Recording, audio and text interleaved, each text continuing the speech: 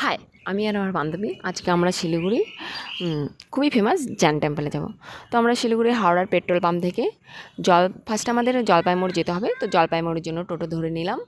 টোটোতে বেশি না, 10 টাকা ভাড়া নেবে জলপাইগুড়ি যাওয়ার জন্য। তো আমরা ওখানে আগে যাব জলপাইগুড়ি, তারপরে ওখান থেকে যেতে হবে।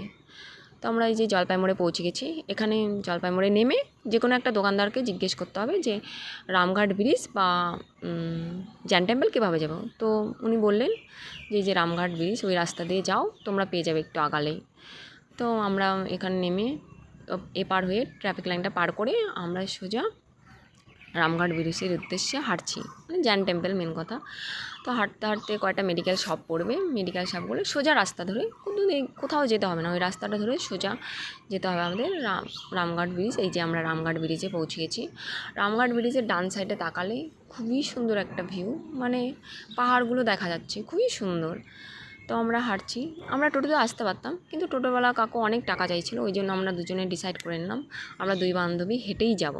তো রামঘাট ব্রিজটা পার করে আরেকজনকে জিজ্ঞেস করলাম, কাকু এখানকার লোকাল লোক, যে আমরা জ্যান টেম্পল কীভাবে যাব। তো উনি বললেন একটু আগাবা, হাঁটতে থাকো, হাঁটতে হাঁটতে বাঁ সাইডেই রাস্তা আসবে একটা, ওটা দিয়ে ঢুকলেই তোমরা পেয়ে যাবে জ্যান টেম্পল। সত্যিই তাই, বাঁ সাইডে এখন তাকিয়ে দেখি জ্যান টেম্পল দেখা যাচ্ছে।